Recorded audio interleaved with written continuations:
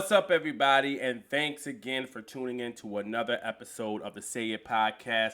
I'm your host, Will King, with my partner, Nikki J. and we have a freaking exciting show today. We're going to be covering a movie we just saw this weekend, The Woman King. Definitely. We're also going to touch some current events. We're going to be talking about the Los Angeles Council President and her debacle that's happening. Absolutely. And we have our first interview.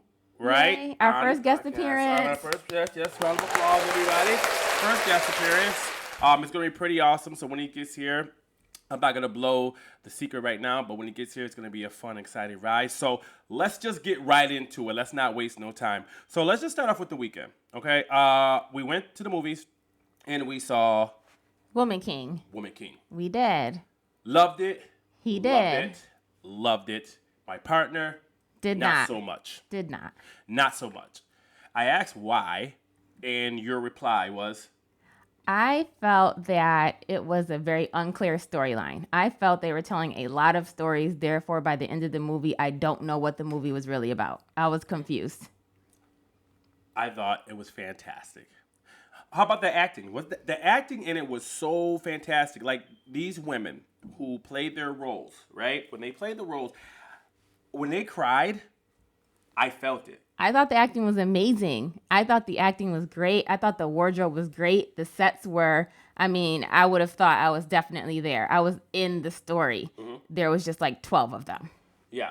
There was. It was a lot going on, but the story itself, for me, was great. I think they left it open in that mannerism so they can do another one. There's just a lot of holes where they can just come up with a third one, a fourth one. It's such a great storyline in my eyes for openings for other stories to be told. In my eyes, there was just too many holes, period, for me to enjoy this movie. Like, for me to want to watch the sequels, I want to enjoy the first movie, and I really didn't. I don't know if the story was about the main character becoming the Woman King. I don't know if it was about her daughter becoming the captain or rank. I don't know if it was about the daughter dating the guy who was from that city or that town or whose mother was. Yeah. I don't know if it was about the the capture and I don't know if it was about the king trade. and what was going on between him and his wife. There was issues. There was just so much going on, and they told like a tiny piece of each story to the fact that I just don't understand what I was actually supposed to get from the movie at the end of the day. I don't understand it. Well, here's a caveat for me. My mother raised me and my siblings, and I always had a sense of fear of my mother, the strong black woman, right? It was just a thing. Like, my dad, he say some shit, whatever. But when my mom said something, it was time to listen or that ass is going to get whooped, right? That was me. After watching this movie, watching these black women, I'm even more scared. The fight scenes was ridiculous. Guys, if you haven't, the fight scenes in itself is worth the ticket price. All right? Yeah, the athleticism it took for those women to perform was, out of this world. Fantastic. And I'm talking about, like, they're jumping on full jack guys. These guys are freaking swole. They're jumping on them. They're punching them. They're kicking them. They're fighting the spears to the swords to cutting heads off. It was pretty gruesome, too. So I like the fact that even though the whole cast was women, they didn't kind of patent it and made it soft. They let the fight scenes be gruesome. They let the women get punched in the face. They let the women get body slammed. They also let the women punch the guys in the face and blood. It was great. Yeah, I no doubt. The fight scenes I thought were awesome. It was probably my favorite parts of the movie. So you did have somebody you did not like. The whole time during this movie, it was the sucking of, that bitch. Oh, I hate her. That would be the king's queen, wife to be. You did not like her. Yeah, his number one couldn't stand her. Yeah, and why was that? She just, I don't know. I don't like anyone in any movie that's power hungry. She played the bad guy well. Let me say that because I couldn't stand her. Yeah. And that was her role. So she did an amazing job. I couldn't stand her. She's just very power hungry. She wanted to be the head of everything while sitting and be a princess and participating in nothing. I don't understand that. She wanted to be the Woman King. I don't think she wanted to be the Woman King. I don't know what she wanted to be. I know she just wanted to be number one. I know that. I felt like it was more jealousy because she might have thought that there was more than just the kings infatuation of the Woman King's skill set. I almost felt like she felt threatened that she grabbed his attention all the time over hers. Yeah, probably. Yep. She probably did feel that way. I mean, I think she thinks because she's beautiful that she should basically, I guess, outrank her when it comes to her husband or to the king's attention. But it wasn't about beauty or attraction, obviously, when it came to the main character, Right. because it was about her loyalty, which Right. I feel like the queen. I feel like if someone else was in the king's role, she'd be disloyal in a heartbeat if it would make her number one. Right. Well, Viola Davis was the star. She played her character well. But I'm going to say who stole the movie was the little girl, the daughter. Oh, yeah, I loved her. Holy smokes. When you want to see great acting from an actress, a young black, she played when she cried, when she fought, when she kind of got emotional with the one guy from the slave trade. She was phenomenal. Yeah, she was amazing. I mean, when she cried, when she laughed, when she told jokes, but also just her whole demeanor and questioning and not just wanting to go along and her trying to, just her boldness in general. I mean, I don't think they could have casted her better. Yes. And another thing about the movie was the awesome twist. Yeah. I didn't see that coming at first. When I was watching it, I did not think that was the twist. Okay, I mean, we should talk about it now. I don't give a damn. We're not gonna. If you haven't seen it, go see it. We're about to spoil some shit. So this girl ends up being the daughter of the Woman King that she had to give up when she was raped. Well, she didn't have to. She chose to give up in order to stay in the army and maintain her place and rank. The Dahomey tribe, yes. Right. And then for it to circle back around and for her to come, great. I loved it. It was great. It was one of many, many, many, many plot twists in this story. There are some scenes where I almost dropped a tear, especially with the one warrior who was kind of like befriending the little girl. Yeah. I forgot her name. Yeah, that she protected. The one that kind of gave her a hard time in the beginning, but they came pretty close. She came the big sister role. Yeah, right? And she did a great job at that. I mean, I love their bond I feel like they told that story better than the Woman King story, to be honest. Yeah, she was tough as shit. Remember the part when she was sitting in the cage with a broken arm? Yes, I do. I would have been screaming like a little bitch. You should have seen it was protruding out. It was disgusting. And she's sitting there like, put it back in. Right? Yeah, absolutely. Oh, I would have been a little bitch on that one. It's the reason they're women soldiers. They're strong. These are not normal soldiers. These women is crazy. It's a phenomenal movie. I loved every aspect of it. The scenes, the direction. Oh, it was a fantastic movie. It was one of the better ones we've seen in a long time. Right? It is one of the better ones you've seen in a long time. Agree. So let's move on. Let's talk about this current event thing that's happening in Los Angeles, where the council member president was caught, or there's audio of her and her, I'm going to say, flunkies having a conversation about another council member's son that he adopted solely based on his race. Right, absolutely. She was talking to other council members about a fellow council member, yes. So if you haven't saw the audio, we'll play the audio right now so you guys can listen to it. It's like black and brown on this float, and then there's this white guy with this little black kid who's misbehaved. The kid is bouncing off the effing walls on the float, practically tipping it over. There's nothing you can do to control him. Parece changuito. Raising him like a little white kid, which I was like, this kid needs a beat down. Like, let me take him around the corner. And All right, so after listening to that audio, when it first started off, I was okay. Because we've had conversation where we've been around kids who are just obnoxious. We would say, that couldn't be my kid. I will whoop his ass. Absolutely. Couldn't let that behavior go on. There's no way. No way. If he was wilding out at the parade or whatever, it was the MLK parade. If he was acting up, that's a common thing. especially with black folks. They be like, damn. We if say that it was all my the kid- time. Grocery stores, parks. I mean, all the time we say, oh, no, couldn't be my kid. You see Couldn't that be my kid over kid. there? Absolutely not. Yes.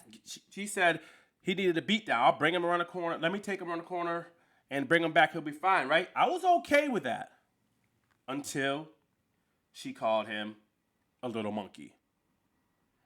That's where things got a little bit hairy, and it started to piss a lot of people off. It pissed me off when I heard it. Not even just a little monkey, but a commodity, like he's a show horse or something. Yes. So the member that she's talking about is another member on the council who has another male partner who is homosexual, and they adopted this young black kid who is 2 years old. We all know how 2 years old acts. It's not called the terrible twos for nothing. For nothing. Right. So to the fact, and then there was a part in the audio where she says, well, he's trying to treat him like a white kid. Right. What the hell do you mean by that? Right. Treat him like a white kid. What's the difference between a white kid and a black kid? How do you treat them differently? Right. Absolutely. In her opinion, what does that mean? How is Yes. a white kid supposed to be treated versus a black child? Right. And then the other members are saying other racist stuff about Koreatown. Right. And then exactly. she's saying that they're for the blacks, and there's always this like skin racial innuendo all the time with this Yes. conversation. Right. So my question, and on top of that, let me not jump too far ahead. They're all Spanish. They're all Right. they're all a They're all minority. minorities. Right. So they are well aware of the racial stigma there is, right? Right. You're Spanish people. Especially with her. I mean, her parents were immigrants, so it's not like she doesn't understand or at least have gotten something from her household about what that experience must have been like. I think they said her father was a dishwasher. Right. And her mom worked in a factory or something like that. The audacity. I mean, Right. it's crazy. So she ended up having to resign. Did you think that's fair for her, or what would you like to see out of the whole situation? Yeah, so I mean, I know I mentioned this because we talked about it just a little bit yesterday. Do I think it's fair that she had to resign? Absolutely. I don't understand how you can be someone who's protecting a community of minorities when you're against the minorities. Like, absolutely, you shouldn't be in your role. But also, absolutely, neither should either of the men in that conversation. They were saying the same things. They were agreeing with her. They were condoning it. They're making their own racist comments. I mean, the Korea comment came from one of the men. Yeah. That wasn't from her about the little dark people, Right. and whatnot. But it seems that we are primarily highly focused on her and her alone, as if she had this conversation with herself. And she wasn't talking to herself. There was 2 other people in that room. So do I feel that she deserved to lose her job? Absolutely. But so do they. All of them. All of them. Do you think that they focused on her because of her ranking? I Or think they because- focus on her because she's a woman, and there's always been double standards on women. Women Right. cannot do the same thing men can do. They are treated differently and they are punished differently, and I feel like that's what's happening now. Right. And I totally agree. They all should be gone. Lose their job.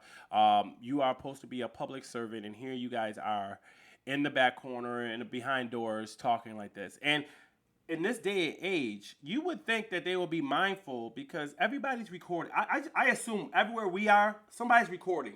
Right. I Somebody- do feel at this day and age, we should know that technology does hold you accountable. I heard Yes. somebody say that, and it's absolutely true. Right. You never know when you're being recorded. Which, I mean, I guess if you were just a genuine character and not putting on for politics, you wouldn't really have to worry about. Right.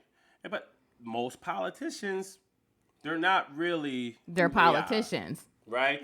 What we get on TV is their avatar, right? Right, But we yes. don't know exactly who they are. Right. And But we learn through learn. technology. It kind of it pisses me off because I come from a viewpoint of like, yes, you are a minority. You are in the same bracket as us. And the way she was speaking, it was almost as if she was superior in some way or form because of race. And now I'm looking at you totally different. And you know what I wonder?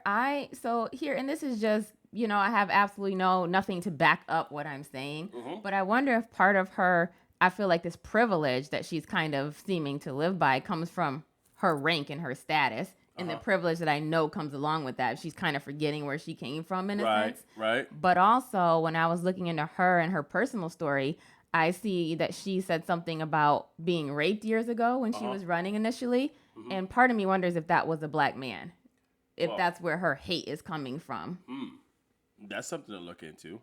I tried. I didn't say who it was, but I know it's something that started happening to her when she was 3 or 4. Some guy that lived down her street had been molesting her. She didn't say anything to her parents until she was 20. But the way she seems to be so anti-black, when I'm sure you were probably living in a minority neighborhood with black people and you are a minority yourself, I wonder if that was a black man. And that is where she's developing this like ridiculous amount of racial issues that's obviously coming out from her. Right. I mean, and if that's the case, you know, first of all, I'm sorry that she went through that, right? But at the end of the day, right? It doesn't make it right. It doesn't make it right. But I wonder if that's where her issue started. I wonder if that's why she is going so hard over a child. Because that was a child. That's got to be deep-seated for some reason. 2 years old. Right. 2 years old. And obviously this ain't their first conversation like this because they were very comfortable. It's like they had their own little group. Nobody was surprised. Nobody was surprised. No one said, oh, there wasn't a gasp in the room. Right. There wasn't like, oh, you shouldn't say that. They just say, yeah, you know, that monkey, whatever. There was no, oh, he's a child. What do you mean? There was nothing. Disgusting. And we should hold these politicians accountable. We need to get out. We need to vote. We need to do some research before we start just voting because they're minorities.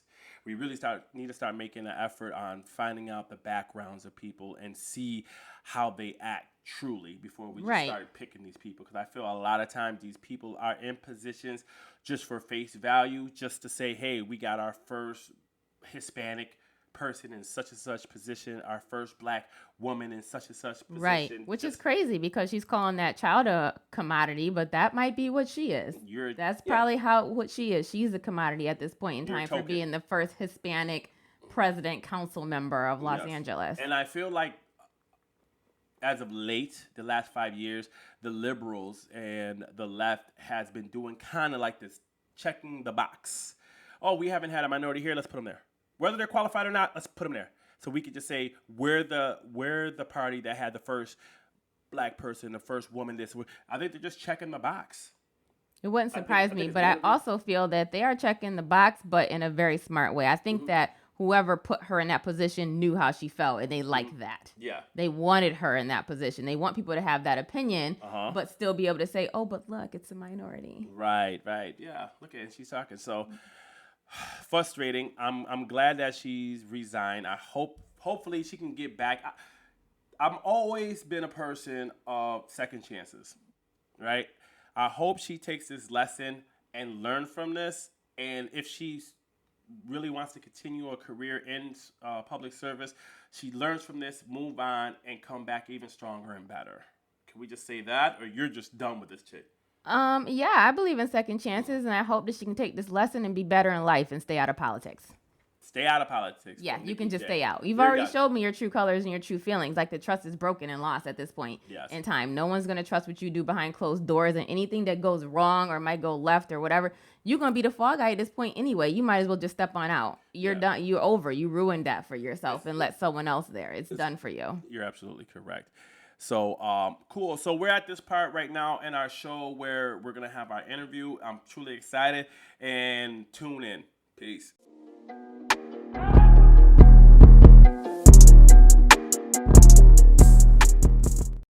All right, everybody. As I said before, we're going to have an interview here today, our very first interview.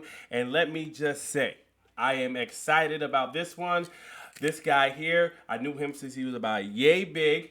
And he started a few years ago on his, let's say, travels or journey down the social media platform. When he started off showing off his artwork. Then it went from artwork to eating crazy amounts of food, different type of foods. This guy has been so committed and consistent. Ladies and gentlemen, without further ado, this is my boy, Jimmy Scott Jr. What's up, brother? What up, though? Thanks for having me. Yo, so it's going down. If you guys haven't followed Jimmy Scott, you should do so on TikTok. What platforms are you on right now?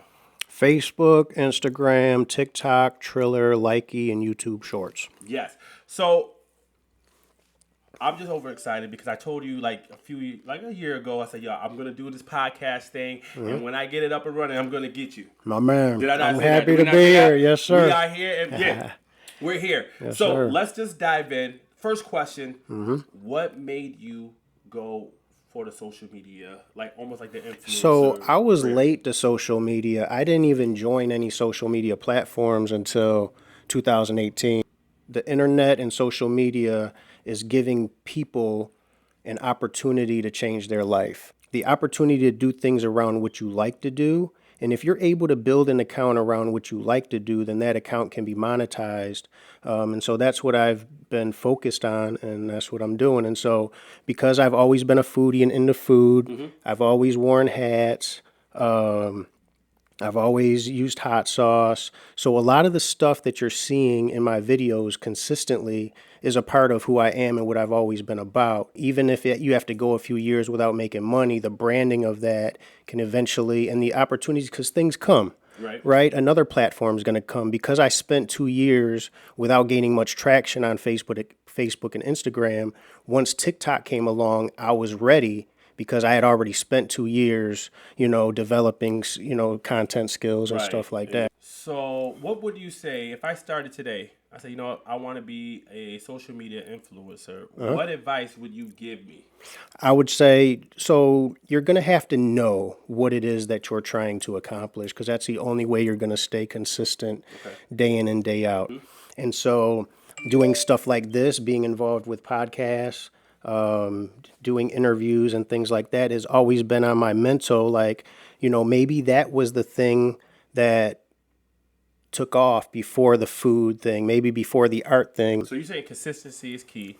Absolutely. And it's okay to not know exactly what you want to do. Just get going, right? I would say yes. It's just that, so you don't necessarily have a clear-cut direction or a clear-cut plan from just to brand yourself over time. Video is the holy grail when it comes down to short form video right now and everything that's happening. Video, if you can get comfortable doing video, then you have an edge. But if you're not comfortable with that, then maybe audio. Once you can find that zone for yourself and what you're comfortable with, then you're off to the races. All right, Nikki, you want to weigh in on this here? Yeah. So you have a son, correct? Yes. Okay. Is it just you two at home? Yeah, I've been divorced for about 1.5 years. So when you started this, you were all together. Yes. So to the people who have families, because I feel like a lot of people use that or say that is why they don't do what they do. I have, my kid, I got my husband, Absolutely. I got this schedule. How did they take it when you first said this is what you wanted to do? So it's been a very challenging experience. When I joined social media and I started on this process, I told my ex-wife at the time that it's going to take me 5 to 7 years to make something happen. So it was challenging going for those first couple years, because it's like, what are you doing? You're not making any money, yada, yada, yada. And, to go through that was hard because I was feeling pressure, like, how I got to start making money from doing this. I got developing to do. Even still, I still look at myself very much so in development. That's something that a lot of people may lack in perspective, is being able to see 5 years from now. And 5 years from now will happen. Right, exactly. I truly think that some people need to hear that, because I think with the way of social media, or I should say the wave of social media as it is right now, everyone expects to be an overnight celebrity.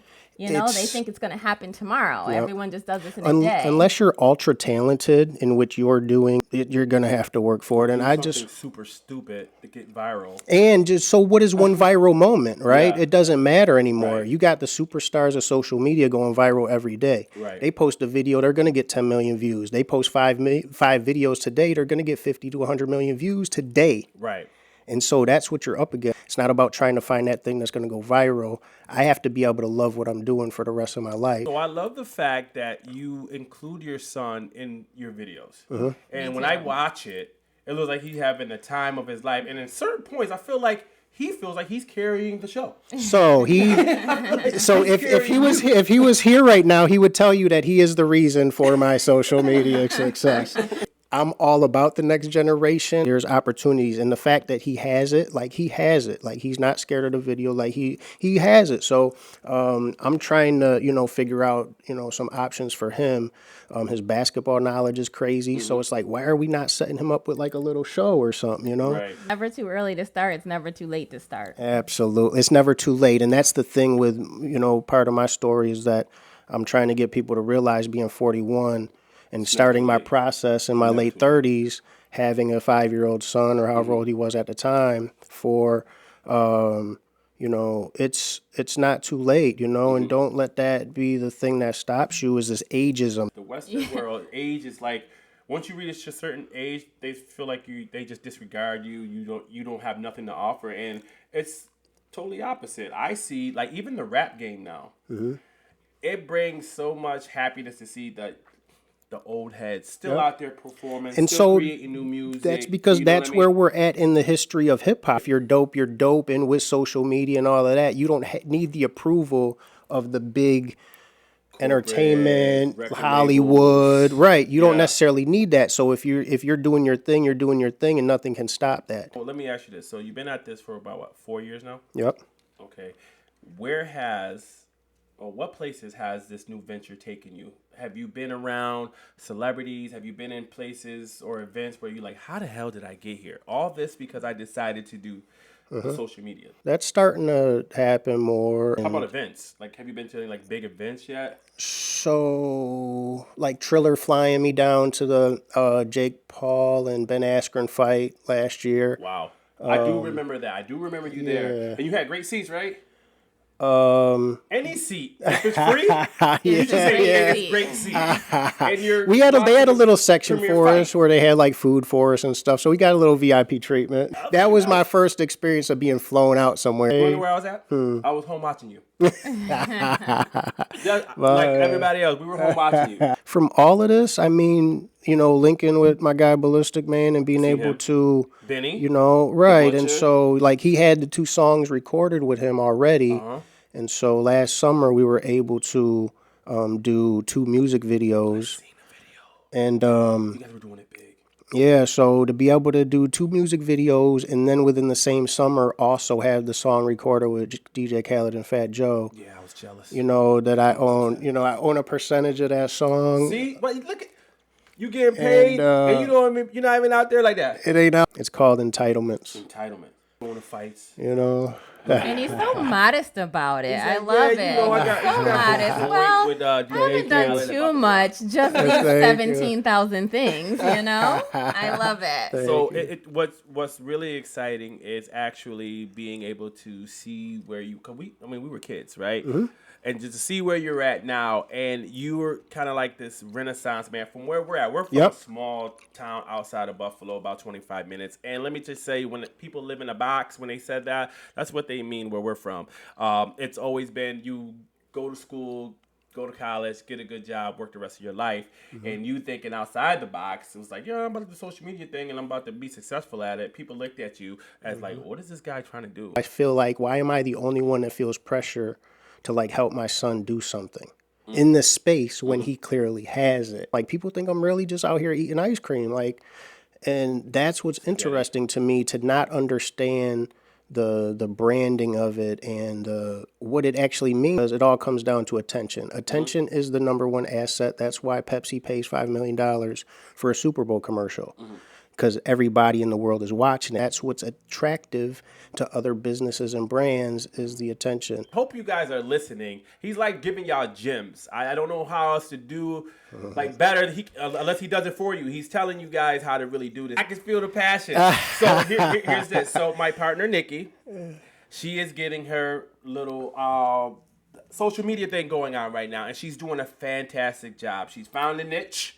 And she's rolling with it, and like every day we're seeing more followers, we're seeing more views, more plays. It's all in living your life, it seems like if Yes. you're yourself and you're genuine, I Yes. feel like it'll make it easier to do what you do. And Yes. my TikTok is just all about nursing and jokes, which I see you were a surgical tech, correct? For yes. like 20 years. Yep. And which I've done, not a surgical tech, but of nursing wise, I've scrubbed and circulated and things like that. So I know we could have been in the same room doing the same job. And therefore you would get some of the jokes. It's all about the things that happen in there. Like Okay, I have to everyone check it out. Yeah, you know, we Yeah. all know the patients know what happens on the table. We know what happens when they sleep. Yeah. We know what happens in between, you know, turning over for the next surgery or the next procedure and things like that. So it's just all jokes about the things that happen in healthcare. Yeah, I love it. I love those things. Yeah, it's always fun to relate, right? Yeah, 'cause Right. like, yep, I'm exactly. from the outside looking in, and I'm still laughing. So that's why I'm like, she got it. So onto your videos. Yep. Let's talk about the foods. Yep. If you watch this guy's social media, you'll see him eat an array of different types of foods. My question to you is, what's the worst idea you said you did? Like, Yep. I'm gonna try this. Yep. You tried the food. You said I should have never did that shit. Yep. And then what's the another meal that you had that you said I'm gonna eat it, like you had a big size and you couldn't finish it? The worst thing that I've had was when I was purposely doing the weird food combos. I had cheesecake and I put ketchup, What? mustard, relish, hot sauce, You made it a hot dog? what else? I did a tomato, an olive, and that might have been it. And you ate it? And so I took a bite of it and I could not swallow it and I did gag spitting it out. I was spitting it out. When you do a blooper like that, do you keep it and still post it? Absolutely. And so, yeah, for TikTok, one of the things when I first got on TikTok, what was hot was showing the behind the scenes. So what creators were doing was they were posting the regular video and the behind the scenes video. And a lot of times the behind the scenes video was the video got way more views. What's the largest portion of food that you force yourself to eat? 6 pieces of pizza and 18 chicken wings. Because I think I got to like 4 and 10 and they were like, you can't do 5 and 12. And so I did 5 and 12. And then So how do you oh, but yo, check this out. So so the worst experience from eating too much was at Cheesecake Factory. I got the strawberry cheesecake for dessert, and the people next to me, because it's kind of open seating there, right? So they seen it, and they were like, oh my God. They were like, you're not going to finish that. And so me being competitive in this space, I was like, bet. And so I did end up finishing it, and I could barely walk. What is down the pipe for Jimmy Scott Jr. right now? I'm focused on, promo right now, trying to provide value to other brands. Locally, I am more valuable to national brands just because of my reach. Like, everybody can go to a McDonald's, right? So if I do a video for McDonald's, everybody's impacted by that, whereas everybody can't come to Niagara Falls and go to Rock Burger, right? When it comes to artwork, I have passion for artwork. And So where can somebody buy your artwork? so it's all through me at this point. I started setting up like a Shopify, and you can go to like jimmyscottjr.com, which is linked to my Shopify, but I'm not really set up. I do have some artwork, some pieces on there. What are they ranging though, price wise? What if I wanted to buy some? I might sell you something for $250, but for the most part, I'm pretty much anywhere from $500 to $5,000 at this point. And I had a T-shirt and hoodie made with my face on it that says "Thank you for not believing in me," and then it has my signature, and it does "Did you show me love though?" And what I consider that hoodie and T-shirt is my walking memorial hoodie. And so the way I picture it is like a lot of people aren't gonna wear another dude's face or whatever. But the thing is if I was to die, I feel like a lot of people would Everybody still wear your buy face. that hoodie, right, and rock it. And I'm Yes. just like, no, don't buy somebody else's, don't make somebody else money or whatever. Like, buy this joint while I'm alive. Right. You know what I Well, mean? I'm right here. Yeah. And so, rock that joint. You would rock it if I was dead. I know it's a little corny, but you would rock it though. You would buy it. And you're going to buy it from a dude that's hustling to make money from it that wasn't even family. In closing, I like to say thank you for coming on to our show. Yeah, man. It's It's been fun, and we're gonna bring you back again. My man. Right, Cole? Yeah, we got Definitely. a Have you lot. back in the We got future. a lot to talk about. It's gonna be so. I think it's gonna be so much fun. I think the future is bright for you, my man. Yeah, you and too, man. I cannot wait to see where you go next. I do know that We about to make history tomorrow. It's You don't know history that tomorrow. I though. don't want to even sneak. I don't want to even tell people yet, but I'm just happy to be a part of it. You know what I mean? Yeah. And I know Cole got you something. I did. What we're gonna do when interviewees come onto our show, you won't leave empty-handed. Right? You're on the Say It podcast. Say it, goddamn it. You you. got a bag. I don't know what she put in there. That's my disclaimer. So I don't know what she put in there. Let's see what's in there. It is not me. This is all Nikki J. Hey, We got the hot sauce. There's yes. some hot sauce for your So when it comes to Frank's Red Hot, Frank's was the first thing that I bought when I knew I was moving out of my parents' house. Nice. I didn't buy a couch, TV, or bed. I bought a bottle of Frank's, and so they actually sent me a personalized note. Said, "Remember us when you ain't had no furniture." Nice. And so nice. I got the Frank's, and I saw looks that. like we got Oh, some more hot sauce. I mean, all The your videos Reaper, say yes. you like it hot. It Yes, seems like you're gonna have some stomach problems. Deathstalker, Scorpion. yes, Deathstalker. that's how I need it though. Yes, and then the gray. So you know what, man? Let's just take the time. Thank you again for coming out to the show. Hey, Yeah, thanks for podcast, having me. man. Appreciate I love you. you here, Yes, man. sir. I cannot wait to see where this goes. And you guys, listen.